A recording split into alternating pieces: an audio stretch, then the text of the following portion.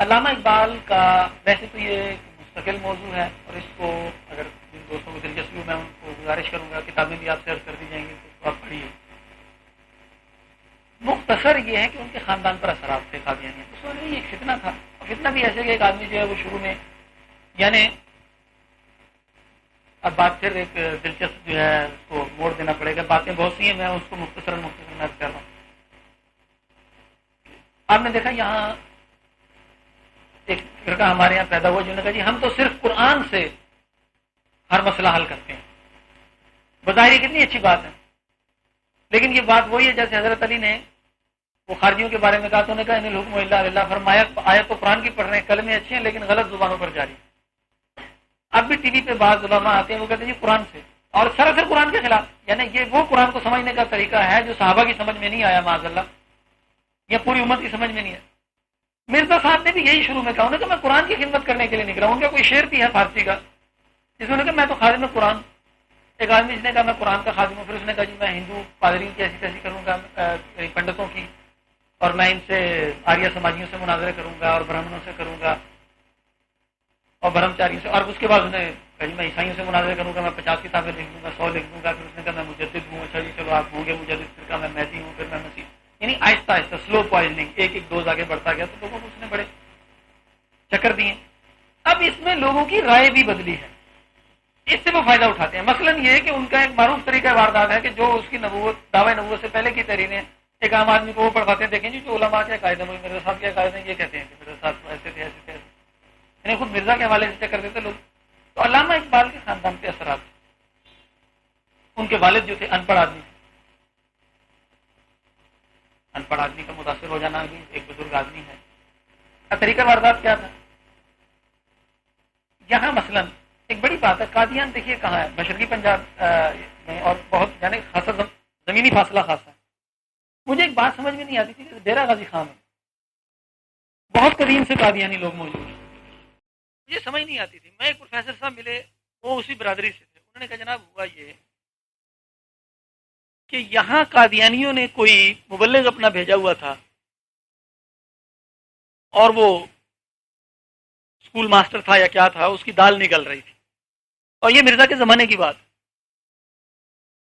اس نے دیکھا کہ اس زمانے میں اس علاقے میں، توسا کے علاقے میں کوئی آدمی تھا جو خان بہادر تھا یا کیا تھا، یعنی سرکار کا مقرب اور ڈی سی کا بڑا اس کے ساتھ آنا جانا، کسی بات پر ڈی سی صاحب کی اس سے انبن ہو گئی، بگڑ گئی۔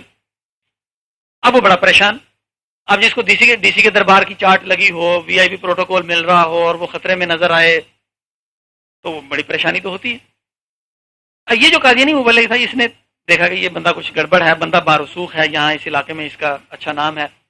یہ اس کے قریب ہوا، آہستہ آہستہ اس سے پوچھا کہ جناب خیریت تو ہے، آپ کی طبیعت تو اچھی ہے، کیا مسئلہ ہے؟ اس نے کہا جی کچھ نہیں۔ خیر اس نے اگلوا لیا کہ اس نے کہا جی کچھ نہیں، وہ تھوڑی سی پریشانی تھی، جب وہ اس اعتماد میں لیا کو تھوڑی دوستی بڑھائی۔ اب اس نے خط لکھا مرزا قادیانی کو کہ جناب وہ اس نام کا بندہ ہے یہاں پہ، وہ بڑا اچھا اپنے علاقے کا وڈیرا ہے، تمندار ہے، جو بھی ہے، اور اس کی ڈی سی سے انبن ہو گئی ہے۔ یہ بندہ اگر قادیانی ہو جائے تو ہمیں بڑا فائدہ ہوگا۔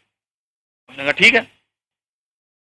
اب مرزا قادیانی نے، وہ تو ان کا اپنا آدمی تھا، اس نے دہلی میں وائس رائے کے آفس میں جو ہے وہاں دوڑ دھوپ کی کہ یار اس بندے کا تھوڑا مسئلہ حل کرو، اور اس کو مطلع کر دیا کہ میں نے کہہ دیا۔ اب اس نے کیا کیا، اس نے کہا جی کہ ہمارے ایک پیر صاحب ہیں قادیان میں بڑے پہنچے ہوئے ہیں، اگر ان سے آپ چل کر دعا کروائیں تو یہ ڈی سی کا باب آپ کے پیر چومیں، اور بڑا مجرب ہے ہمارا، تو ہم نے دیکھا وہ، اس نے کہا جی چلو، چلے گئے وہاں، ان سے دعا کروائی، واپس آ گئے۔ جب واپس آئے تو ادھر سے ڈی سی کو اچھی خاصی باز پرس ہوئی۔ اب وائس رائے کے آفس سے جب ڈی سی کی جواب طلبی ہو تو ڈی سی بیچارہ جو ہے اس کی کیا اوقات ہے، وہ جا کے جناب خود اب چل کے آئے۔ اس کے تو خواب میں بھی نہیں تھا کہ کبھی یہ چل کے بھی میرے پاس آئے گا، اور اس نے معذرت بھی کی اور پرانا اس کا اعزاز بحال کر دی۔ تو اس نے کہا جی اتنا پہنچا ہوا پیر تو میں نے زندگی میں نہیں دیکھا۔ تو جناب وہ دن اور آج کا دن کیسرانی جو ہے، ان میں قادیانی خاصے ہیں، وہ یہاں پہ قادیانی چلی، یعنی اس طرح کے اسباب بھی تھے۔ تو علامہ اقبال پر جو ہے ہمارے بزرگوں نے محنت کی۔ محنت کیا کی کہ ان کے سامنے وہ سارے دونوں رخ رکھے، انہیں بتایا کہ آپ کو استعمال کیا جا رہا ہے۔